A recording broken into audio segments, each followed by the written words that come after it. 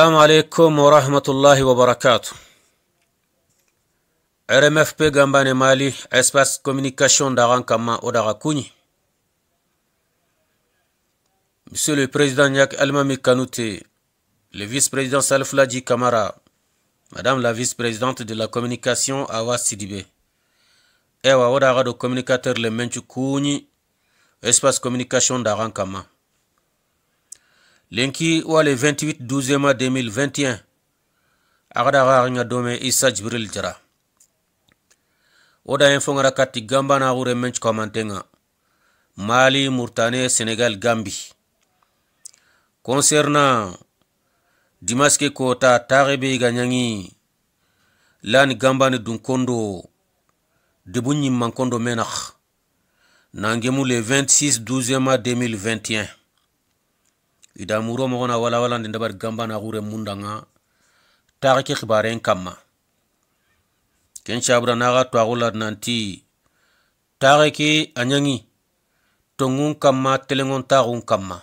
adangi jemuro lagia kama la prévoine warni ujunu tumi waradu udan kelen kache batenga. C'est des audios les plus compréhensibles. Ujunu anina hantenga ni mogosiri iraga dankana gumbanga nagadanga na koy nanti tariki dabari tongun kama telengon tagun kama kuma gun takigantadi nautu le chef de village Mamadou Lassana Bachili na lawara préfet ngojununga na lawara gendarme krisebe ganyinonga ojununga ado gamba na gure mube nunga nyi terrain kama ojununga ya dankana gumbanga nagadanga nanti tariki dabari telengon tagu kama tongu kama kuma gu takigantadi yo kebre ngona lani de bugumeng représentant Mamadou Lassana Bachili una noiri na tigana mama ta duro gotenda na gani shitendo ay mankaru responsable tagu be agrawtu adaki len kachun no gondi nanti lenki dangien palle ide bunga isusko mantenya mbana sirenta hasu sirei lenki dangien palle sanction ta sire kama barrage inta serdo sirenaga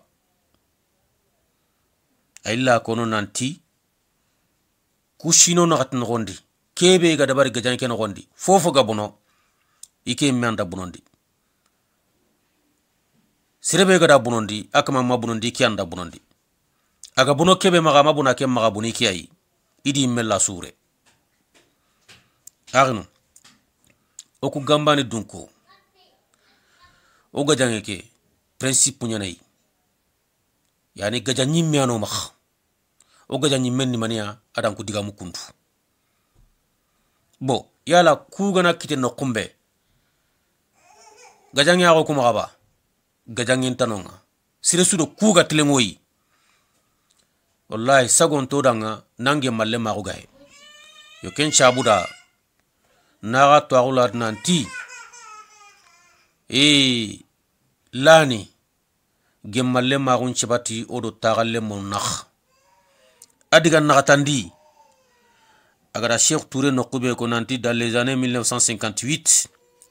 adi indépendant iyo awanda wojunu ku trinka hakran to ni trinkana jagande ngarni ken no ku kamma una wala wala ndenda bara kamma iti serengana digamu agada kame digame ko tankabe kiro digamu ku kabisu isu gana siro digambane agama daga dan kelenganga an kanchira kamandanga na ken telemondi iti angana siro sirendanga andal lenjuru ndabari adiga munte anga adiga meke minimize ne tanyereta yanti agriti ke fosira kongenga aga bonama maga kenye tanyereta yi pour kan nakatan na tongon dan chonda mendi et surtout amadiga mbure gako agada kebe ko tamunyeni Afrique di indépendant nko marne honkulira toujours mare un petit bashio oku gambana remu o gaja nyimmen petit tonta marne de gumeyo o gaja nyimmen ni tonta to okoma wadi de gumema quel qu'en soit nda sika gaja nyimmen ni kenye de gume amare nga kamesire kama idebendi me akomo hetio wana ko kunkutunya yo kebre ngi benda ojunu kutrenka adan kullenka chukundu nda siko o principe ni kiyai yani o gaja nyimmen ni kiyai gelle har ojunu kuno gondi hoga madaga dibe gelenganga anato aga nanti hadamare mengen hadamare meaita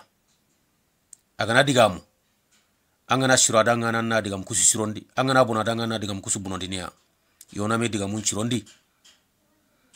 yo ken chabuda ketare kundu oda munna hakitadi tare ke gadi amadalla tari qore nyangi cercle nundi nanya réseau nundi forum bega dabari nda shika forum ke digamu kunyu gono hayke kundu odan ke chef de village aga gollitia yo kebrenga arino oku gambane dunko o barantenta tagunan ci hey nqibende telengonoy ando tongunan telengoy ko lana dinkondo tonga telengoy mo gombe ando telengon tagunan telengoy ko lana dinkondo telengon tagunga telengoy mo gombe inshallah hanganari ango nyini tondun koy ango nyini telengon toy alla nyini ngani kebi awasabatni kengana ga he angari mo ndam ne sudi anato agad nanti oku o giliro sanakh shino nagati oga katta shina karaganga fofo matoko keta agamanya ngoyi fofo rantar ni nyawi kebe mega made munyangono keta donc angana rando tlengon ta mari ando tongu mari anga ginno kombe anga sagne kundungan kitunduru ke komba wallahi obas gitifungane kebe kenni banalle magunyi tlengon tagu debukudi kanu kudi jamane keti sirsu anga girke ngali hala kama ango nyini ke ngali hala kama yo kundunya ni serebe anga ande ben chire munda anga jamane chire munda telengo ando telengo tawo nan telengo anga bana remunga ando tongun nan telenya agana gemalle magunga agana sabat ndaga debendi développer na man nangri kumbay debundo menaga kanundo menakh qablanundo menakh yo kiani igado nyamari nanti ona sa gambana gure mun tron kama en tant que président de la communication RMFP Gambanaru Mali Issa Jibril Jara assalamu alaikum wa rahmatullahi wa barakatuh. Dans geli digame njongadi. Ako depuis kuma damnela. Nti à partir d'aujourd'hui lenki dangem ba. Ko bi temenen ko fe. Nti ndebe barrage ntaka seredo serena ba. Ako dugu ngono parasite mo ni mo che. Nkatikia dan katikia ko. Ko abese gani ndeke abese gani ndefo. Bade gana serbe maga awasu kama ananda ka bade ndebe. Ko janaje bi mo mi fe abe beka ikata ambe kata janaje. Agana nyame daga kan. Na bana ngata so. Imanche ga serbe maga usuna debe agana nyame daga kan. Ko ndongul be mo lambe kata je ka ke na bana be daga. Nyaga ga serbe maga daga duwa daga aginyame daga kan. Ko nyabe mo mo angata duwa ke na ambora am daga so. Nti adanga à partir d'aujourd'hui kunan chagiba. Ako bi temenen ko fe o ga sike anola. Sere ken titil sere daga daga salim shide ken nanyi mashu. Mo ta fu mo ko je ko daga salim shide. Ken nanyi mashu ala. O yere ka soye. alma mi khanti maga dibo ko no na tisere na maga salim shi ante alma mi te dugu ni ngono ka fo ko mo ka ta service adaba gumenti re na tisere na maga sal sal jama ante ti falate ya ka fo ko mo ka ta salim misilla radi foran toran so do mi anyi me bugu mi ko peut-être fendo yi toro yere misilla mais sur suma sere intervenant na maga ko mo si ma mo si bari ki ka ta salim misilla sere met sere da maga bari ko mo ma fo mo se ki ka ta ke la garani digama ko mi oti igurje na soro kuma nu fora ako ko o boraba a gurje lenki a boraba bi o sumba na on daga domi olli do ambe kelenye angata nyogo fi angana nyogo fi salamu alaikum aysura kendo fullen daga ko salamu alaikum abe sura ko ni flache me ken ko tenga besi horam ko ato bebi ga horaya bulo e ndi nyi mew nyenyereta à côté yande ka gelende Fouanda Bating ko fone do ando fe en 1958 ko en 1958 la première personne qui a déclaré l'indépendance c'était Ahmed Sékou Touré. ako mo folo folo minye indépendance déclaré o Sékou Ahmed Touré de la Guinée Le général de Gaulle ko général de Gaulle ako u kata tindaga le Guinée ako ku kata la Guinée fofo gene kuranka tina fita Guinée ko fen fen ye courage ko la tike ka befli gaji kono fofo gene moteur nya ga tourner ni ina sutu ko fen fen moteur na be tourner o ga be che kata o kana na France Sékou Touré ampaya jamane mpay ko Sékou Touré ifle ka jamana fle arman kita kay musoro kar lenki kon kamana Afrique exploité ko al sisa jombe ka Afrique exploité ifeba ulude do donc corona ndur ko tondo gata hakle ko angan jija ngata na ko gana ci hakle mbana tangi ko ni fen fen na hakil de bala te nketi danga devant la délégation ako akfura délégation nyana ya modi sugaire mangé sugaire kabila sugaire kille sugaire ko mori fen fen be mangi fen fen kabila o tinde be lenki à partir de lenki ashwambani ko o fini kono bitemenen ko fe ka abede créer aka ibe gamro ken no nga anyima sugandel ke ngata mo membe mado kono yere ka suganti yewe salli ala muhammad ambe familun tomo kuma kono ati kuma ko men sagara na diga mun no ambe familun tomo kuma kono ni nafa ba la ambulo ati ga diga mun sagara na baka diga mun kuno on nafa ga idangani bawo an wulila yɔrɔ min an bɛɛ de wulila ka nin don in la sabatiya ka sɔn a ma ati gido ko e suwan ke fina ke kota sugandi na de ongeme on dawo ke wakati pour que an ka sigi ɲɔgɔn kan bɛn sira fɛ pulo o taxe noxonga gemen killen kam o waleyara an ye sigida min kɛ n'an ko a ma forum ni sarti bɔra a la ati kenci bobu ngeri ger forum be be ni gatini sarti mo kenye an nana dugu kɔnɔ yan an y'a waleya an yɛrɛ ŋaniya la fo an ye ɲɔgɔn sɔrɔ ka sigi ka kuma ɲɔgɔn fɛ ati iri debe ke noxon na mo xam o taxu xa o sefe dome ka na ɲɔgɔn sɔrɔ yan bi na limeñ yere lenki an tun ka miiri bɛ min na iku cimiyenge kebe n'an sigira bi hakilila yɛrɛ kɔnɔ an b'a fɔ de dɔrɔn ko an yafara ɲɔgɔn ma donc iku ngakila nangeni kebe a kenya o yampa memaxa an bolo o de tun ka gɛlɛ a la fɔlɔ dɛ donc iku maxa kenya xoteni fina o dun kɔnɔna la anw ye fɛn min tɔmɔ o kɔnɔ yan ati ke xa noxonga igere kebe segara ken noxonga e kumaw nacogo la bɛɛ ye dɔ fɔ gɛlɛya kuma la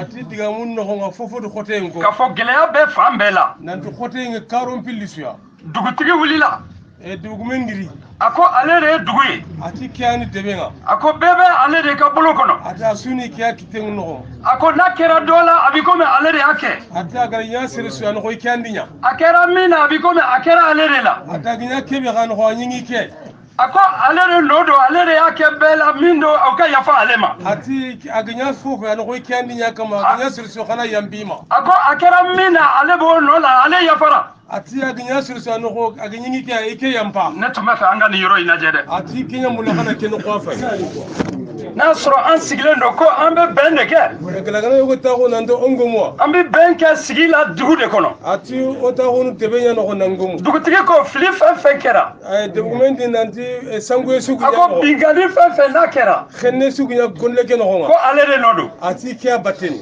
ko ka yafa ale ma ala kama kira ati kama xana ɲampi maxati alla ne tun bɛ min ɲini ye ati ke a fomu mundu ke noxonga minnu tun bɛ olu de tun b'a fɔ fana ko an yafara ala kama kira kama kinni a sebini ke yere o la an bɛ sɔrɔ ka taa ni ɲɔgɔn ye kuma ɲɔgɔnya la i yampa maxati alla fɛn o fɛn n'a bɛ gɛlɛya la an bɛɛ bɛ jɛ k'o ban donko ke noxonga fofo ga noxonga xoten o suna kefe a bɛ se ka kɛ don dɔ bɛ na anw bɛ jɛ k'a ye ko karisa ko adamaden degunnen don ati gomme ke noxona tunu nanti ke a tampindene noxo a noxonga an bɛɛ bɛ jɛ k'o degun ta ka bɔ adama kan donko o suna kefina ke xote boga ne kama bolo an ka nin yɔrɔ in jate minɛ dɛ an kana fili ona ke noxoa jate lege o maxa sanku de an kana fili dɛ o maxa sanku de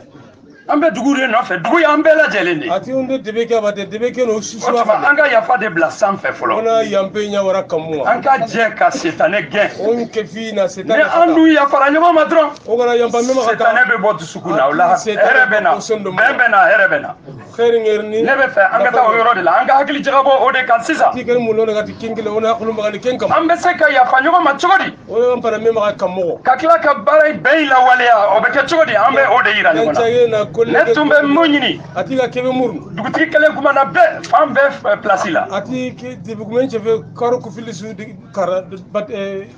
singa o tuma fan o fan ni gɛlɛya b'a kɔnɔ ti karo kara khote ngaye ne tun bɛ o ka représentant de nɔfɛ o fana k'a fɔ k'u ye yafa minɛ an yafara inyi kun kara ku su représentant mun nanti ya yamba an bɛ baara bila sira min kan tugu la an bɛ jɛ k'o fana sigi kemere ke doga khona golle ngara Ala sago aw sago komanda Allah sago asu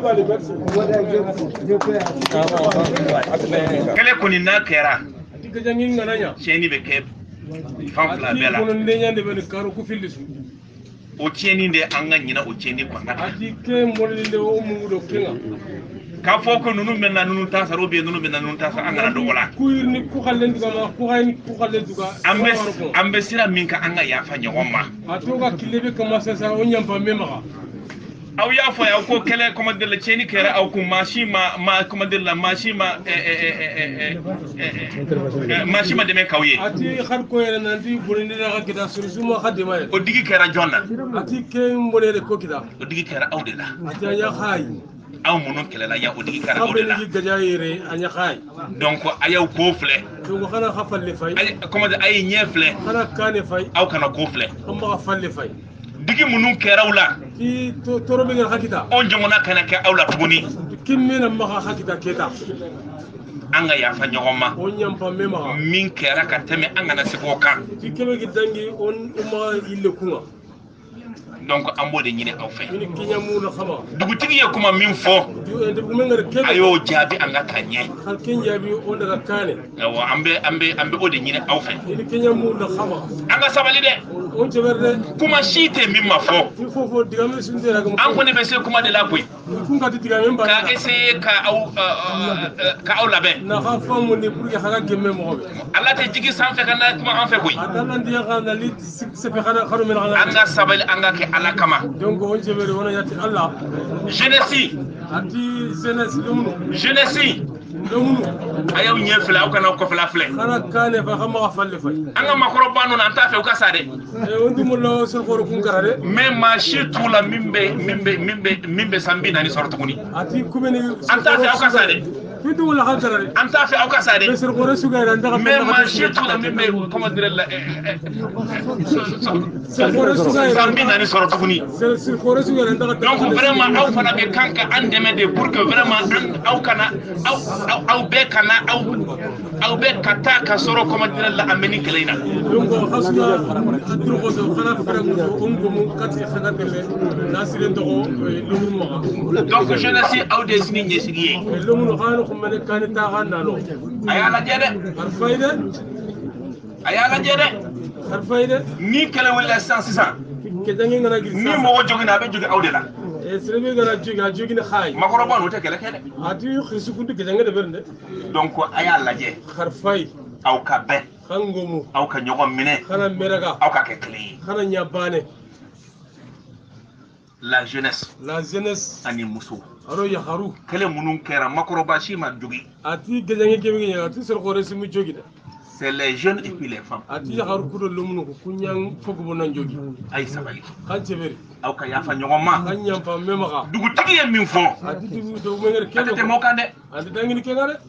mɔgɔw kumana ko ni mɔgɔ fila kɛlɛla ko jɔ bɛ nin bolo jo tɛ nin bolo ati soro diga mun ati soro filiga ga tongundi kama tongundi kema kɛlɛ min kɛra jo bɛ min bolo aw la a dira aw ma a bɛ charte la ati gejange be ginya ida tongun ko afa charte no ngai jo bɛ dugutigi minnu bolo yɔrɔ min na a dir'u ma ati tonga dugu yo beri magano ko ngai ko aw fɔra ko jɔnya kana fɔ tuguni ko jɔnya yɛrɛ tɛ maa si kana jɔnya fɔ maa si ati ye sere maga ta kara ko mai tu kuma kun duro sere maga ti sere nga ko me keta a fɔra dugu la ko la première autorité c'est le chef de village ko ina ndi debe khirsi fana suga ken debu gumeya dugutigi ka bonya debu gumen nan dore dugutigi ka lamɛn debu gumen nan tringa debu gumen nan tringe charte 17 a bɛɛ bɛn ati sedni ku tamro sikko suyere aw ka laɲini ninnu b'a la ati khagar fo le mura dugutigi ninnu fana ka laɲini b'a la debu mu khagar fo be mura no n'an bɔra ni charte la comment dire n'an bɔra ni charte la dɔrɔn an tununa koyi ti ko na bu ke serti no to o sanku mɔgɔ minnu ye ni charte kɛ ti sere be ki charte de hakili mawdo ati haklan to yani ni mogo be neta ankara segala wakati mi ati kungere ga segala wakati be jallo ko ni be ati jallo ngere mo abese ka kenga sere ala nyana isedanga ayi fen wo fen fo digere fofo ko o de be shartila ati kenyen sartino aw sigira ya hata ko yere awi fen wo fen fo agar fofo ko o de be shartila ya kenyen keno donc amme mun ne nyina halisa ati on mané mun harsa sigi joli joli de kera mogo be min fo o de nana shartila fo mana shartila ati taxe manime do xabar ke batte mais fofo ko ni ya fa kan keno lada kuma ni fen chama kuma fora anda fen nunu fen do be amani fen fana do be akani boy ati diga mu ko no yigo ni isuri yigo ni imanya abe shartila ay sharti no ambe mun ne nyini tuguni on mané mulu keta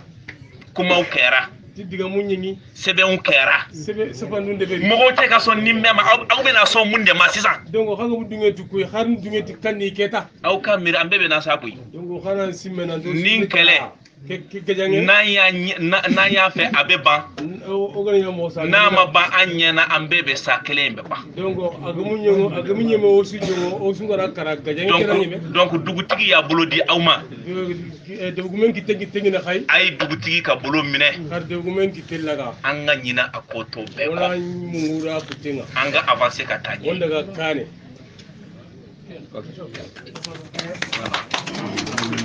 nu fara ɲɔgɔn kan ato gara ti su ko fume an bɛ yɔrɔ min alhamdulillah an b'a fɔ ko alhamdulillah ko ga wakati be sa ina Allah tiga an b'a fɔ de ko alhamdulillah ya alhamdulillah o ye yɔrɔ min ye ni an y'a laɲini an ka sigi ɲɔgɔn kan ka kuma ni ɲɔgɔn ye ati kingen no ko na muru mari mu magai on ci fe beda an ye kuma ɲɔgɔnya in sɔrɔ wa an bɛ ka taga ɲa ati odi diga le mo ko o kamana daga kane bawo n b'a kɛ an bɛ taa ka taga ɲa ni yɔrɔ jumɛn ye ati do ti kamana daga to kane mo be fɛn fila ati fini a fɔlɔ ye mun ye afana ni mande dugutigi y'i jɔ dugutigiya pilasi la cɛmancɛ la ati de gumen sigi de guma ko na khane a y'i jɔ a dugutigiya pilasi la cɛmancɛ la yɔrɔ min ati ali sigi na khane nga no ko be a ko ale de don ati ken a ye yafa min deli ati agri yambe be muru a y'a deli dugutigi tɔw fɛ ati muru de gumu a y'a deli gamale duguden tɔw fɛ ati yambe muru gamane soro ma o tuma ni an bɛ o yɔrɔ donc ngana ken do ko an ka laɲini fɔlɔ o sabatira ye fɔlɔ nga murundi fona nga sebeti a sɔrɔla mun fɛ a kite do manne kamara y'a fɔ aro keta de don kamara ko ati kamaranti a ko sisan dugutigi ye min fɔ olu sɔnna o ma parce que a tagara yɔrɔ dɔ a ye dɔ in wuli ati de gumengar kebe ko idunga tikinga fasariga no ko irkengi ni o la sɔrɔla déjà ati kinga na kite a bɛ komi dugutigi y'i jɔ dugutigiya place la kinga ne de gumen sigi no kuma a dun kɛta k'o fɔ ati agani kengo a ko interdit fɛn fɛn n'a bɛ yen ko dugutigi si t'a kɛ tuguni ati de gumen du ko nanti fofo ganyi no geti a maga nyengi de gumen ta ka de beren a bɛ komi o ye laɲini dɔ la sabatilen ati kenni imuru foyo ko yake kite ni an ye kanute ka kuma mɛn ati kana kanute diga mun terenka a ye filanan de fɔ ati filandinya ko i komi u ka kuma y'o de ye anw y'o tɔnbɔ ati an ko diga men ke yidi ken diga men sagara fɛn min ye ladilanni ye ko sara ati fofo ga no ko gomunde bɛɛ ko ni mɔgɔw bɛ bɛn na sara ma ɲi mɔgɔw ni ɲɔgɔn cɛ ti gemenga nyana tugari ni mo xawo nyana o do menaga mais an b'a ta k'an jɔ n'a ye ati ni utwana chigite a dilan yɔrɔ bɛ kɛ ni yɔrɔ min ye ata kaga gemeti karabe o dilan yɔrɔ bɛ kɛ dugutigi kɔrɔ dugutigi min n'a y'i jɔ cɛmancɛ la bɛɛ ka dugutigiya la ati kendele gomunde bugumengure abe gena sususu krisen halisa anw bɛ fɛ arsa ikunu mula ni dugutigi ka yafa de bɛ yen kelagana de gumen nyambe nyagano o tuma bɛɛ fan fila n b'o fɔ ni mun ye dugutigi kunda ati karo ku ani gambane an ka yafa ɲɔgɔn ma k'a minɛ dɔrɔn ko an yafara an ye yafa in minɛ fɔlɔ ona nyamba me mo sunati o yamba me an bɛ hakili jagabɔ yambe la ko ari yambe ke yambe la an bɛ se ka bɛɛ lawaleya cogo min na an b'o yira ɲɔgɔn na ne kɔni tun bɛ min ɲini dɛ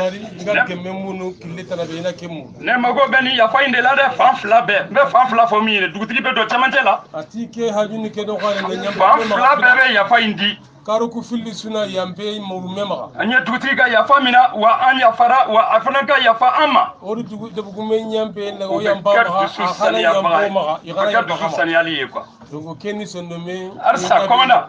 ne bɛ nin de laɲini dɛ ati kenni kiyamu fan fila bɛɛ représentant ka ta bɛɛ ɲɛna yan bi ati karo ku filli su dusukun saniyalen kɔnɔ ko an yafara ɲɔgɔn ma sondo me nyiro no nanti yamba ma an ka o yafa di dugutigi de ma dɛ ona kenyambe muri de gumen parce que ale de ye yafa deli an fɛ parce que andi yambe muro ma ala sago aw sago ne tun b'a fɛ n k'a damina ni Gambane ou bien Badjili représentant bɛ yan olu ka fɔlɔ ka micro minɛ ka dugutigi ka yafa minɛ ka yafa deli a fɛ voilà c'est-à-dire après an b'a di fan dɔ document khana nyambi ma b'a ɲini ala fɛ ka ɲini ala kira fɛ ka ɲini aw fɛ a ka to ba ka sara ma représentant na micro la ga nandi document ngari yambe be mu khayamba représentant ikeli kiyamuru nana se dugutigi ma y'i jɔ a jɔyɔrɔ ye yafa de itenge document sigi na ko ali yambe mu o kɔnɔ an y'a ye k'a fɔ o kɛra yɔrɔ dɔ ye min laɲini don ati mu nandi iri famu nandi ken fo an y'a ɲini fan fila bɛɛ fɛ bɛɛ ka dugutigi ka yafa minɛ ka yafa de la fɛ iri muru karo ku filisu document ngari yambe be mu rasuna nyampama ni an bɛ o siraw kɔnɔ to kana iken gille batenga n'an tora ka kuma ta tuguni dɔrɔn an bɛ segin kɔ dɛ ora ile digamu so ile do o tun ka yafa an ma an bɛ ka taga de ati a ka to an ka continuer an ka kumaw kɔnɔ donc on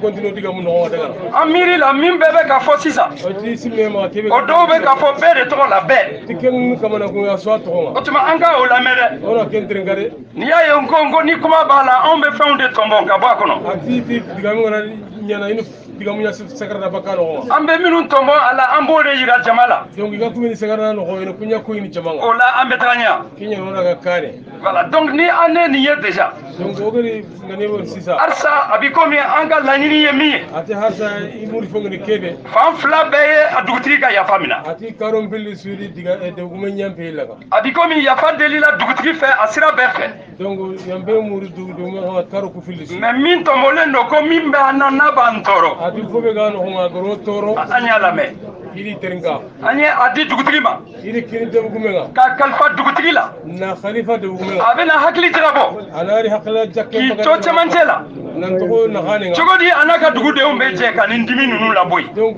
iro jaman ki kat kibli kamona ku to ko bugume menaha an ka miiri la o de don dɛ an ye fɛn min tɔnbɔ a kɔnɔ ati kunji me a bɛ komi fan bɛɛ sɔnna dugutigi ka yafa ma ati ako karom billi sudi wa fan bɛɛ ye yafa deli dugutigi fɛ awa karom billi mais gɛlɛya minnu bɛ yen an y'a tɔnbɔ me khoto bi ga no iri sagara an b'a kalifa o dugutigi de la donc ku khoto ini i khalifa na document ya a bɛ dugutigi baara kɛ a bɛ dugutigi jɔyɔrɔ kɛ atani document yaasa degun bɛ bɔ a ka dugudenw kan kudo ani a ka dugudenw bɛɛ lajɛlen ade bollo mu ci ko ne bolo ni de y'anw ka tagacogo ye ati kenya ni kundaga kilenga o tuma halisa ati harsa an kana kuma la segin dɛ ona maga diga mu kuilla ni de an bolo an bɛɛ bɛ ka taga ɲɛ de an bɛɛ ka taa ɲɛ ni dusukun de ye ni dusukun saniyalen donc o gana tele kanu ana yoso no mu labe an kana nimisa an ka kow la dɛ ona maga nimiso fini parce que bɛɛ mago bɛ bɛn in de la parce que asu hambe an ye bɛn in waleya an y'a sira ta dɔrɔn an bɛ k'a lawaleya de sisan awa o gemen kilengu to o ya kama o kamala na asebetin o tuma ne bolo kuma in bɛɛ ɲini ka na nɔgɔya ati ke maga diga mu n'a y'a sɔrɔ fan bɛɛ la an ye sigida in kɛ yan de an ye yafaw ɲini ɲɔgɔn fɛ ati kala gana yigeri ta kele ka yafa minɛ ɲɔgɔn bolo na yambe mur mema o tuma an bɛ dugutigi bila a place la k'i jɔ tiɲɛ kan ina du document ngari place ara sigi place nga fɛn o fɛn n'a fɔra a y'a mɛn fofo ko nyari mugo fɛn o fɛn n'a fɔra commandant y'a mɛn fofo ko commandant mu fɛn o fɛn n'a fɔra maire y'a mɛn fofo ko maire mu an fana ka délégation min n'a bɛ yan bɛɛ y'a mɛn ka délégation an b'an janto dugutigi de la ani a ka dugudenw dugu bɛ taa ɲɛ cogo min na bɛn ka waleya gumenya dibe ka tele kade mo ona me tema ka tele ne tun bɛ fɛ an ka nin doni in ta k'a di dugutigi ma koyi donc ikum magara komi danaya b'a la a jɔra dugutigiya yɔrɔ la kaban ati asi de buguma ko an k'a dɛmɛ a k'a lawaleya donc ona dema na ni fɛn min ye degun ninnu dilanni ye ko be ni côté n'an ye bɛn sabati a kɛrɛfɛ o kana gemme tibe na hali jamana représentant min bɛ yan ado jamana u bɛ se representant ka ko laɲini k'a ɲɛsin yan na ko ka fɛn bɛɛ dilan kele fomu kamuna artiere na pour na o tuma an k'an wasa don o de la halisa dɛ harno an ka bɛn dilan autour du chef de village ona gemme muru document kara ne tun bɛ fɛn min ɲini yan ati ke ni gemme o muru de tun ye nin ye kenni ke n'a y'a sɔrɔ an bɛ a faamuya ɲɔgɔn cɛ an bɛ wagati labila an bɛ dumuni kɛ ona wakati warona ni o la wagati banna an bɛ laga sara kunbɛn ona ila gasara an bɛɛ bɛ taa seli ɲɔgɔn fɛ misiri la alimami banna seli alimami ba selli misire nga almami wala sen yan voilà bon alhamdulilah dɔ y'a yira an na k'a fɔ an bɛ se k'o makɔnɔ ni laga sara seli la an bɛ ɲɔgɔn labila sisan an bɛɛ bɛ taa dumuni kɛ ɲɔgɔn fɛ n'a nɔgɔyara an bɛ sɔrɔ ka laga sara makɔnɔ alimami ba bɛ an bɛɛ la seli yan ɲɔgɔn fɛ an bɛ dugawu ta ɲɔgɔn fɛ o la dugutigi ka kan ka baara min kɛ sira ɲɛfɛ ka taga ani an bɛɛ lajɛlen bɛ jɛ k'o kɛ ala sago aw sago yimman ko ngari kebe ko ritongo ko o nyemo yemi fo wetiare fo Mamadou Bathily wonan no wari siri onan mama ko Mamadou Bathily bu fo ko wali mando da bugu men yana khirsen yana giri ko dugutigi de do nyemor a wulla fana nanti gamba ne soron nan yampima ko gambare mo ka ya fama bone sugunya eke mamudo battanyani ako toro fefe kera ale mamul de nodo silami seregna tanda yampi mo anqati nan da yampi ko silame ko ni mo ko ima ya fama ifana ka ko ni ka ya famile ngere kebe ko khadanga te khadanga harogna tu yampame ma ga foy go bulunte nudo ako ay kirkinya ko ako alna anga ya fanyo mo nango anya fara ko fendo ba jukoro mumba jukoro ode min kiranna ayi khurna metrinka ko sonu ke kya kendi kebe gi nyungoya mumba jukoro ode min kira ula neyre min jolendo fendo jenin foy go binke me ma gari yimbelen ko pe ngelantu ko kellantu bakike mo na lebolo tasmo do akaso kono otisi ga boale kono serenga mo tungun ko rantel gari na ko ni ma tinye voya ni tisi ga te galon ko mamadou bacili wura nyampi la mamadou bacili anyi ka ya famine o ko ngene kube ni gami sage ka to yile no mo koy anga hakko yi mi tiga ben kiya yi dungum ni kiya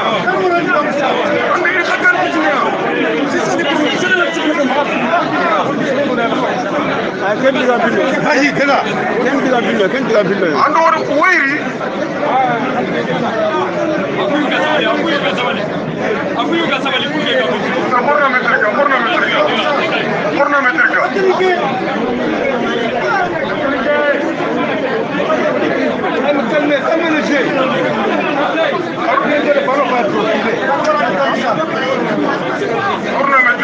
metrika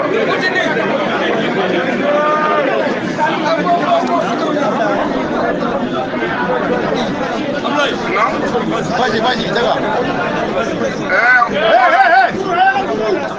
Voilà, tapiri. Ngere diga me ko mo hobe. kay kuma mi fo Agana digi sorsorna yampi mo. na digira mo ne ka ya fama Me billahi ngin serenti gare ko musere. wale te galu Wallahi kelalla ni teganti gare ko musere. ate galu ko Me hadam ru mo khagir kebe ko kharkinya ko yer kaddu ko men khaga telefona debe. mais adama de wani ambe mi fo anga fo yani yani sidan ka ta fe wore ke Keddu ngere kenya. kale te soma Njiken ko fondambe xam. ato o je nyogo ya fana fe Wallahi kapi alli ngota. ko be akaduye Oku ngemi njangi ni meta de tulu bacili lo.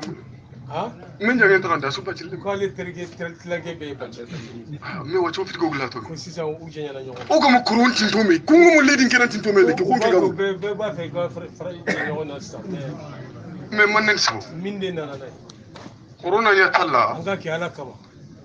Mamadou anyampe worra ga defu. ko dubti ko ya aka ya famile Kana ke fakare. ko kuma mbe ninde Me wallahi fo bulunte nga wure kengene ko o haqqe. mais fendo ba jukoro Khana yampe ma Allah diga me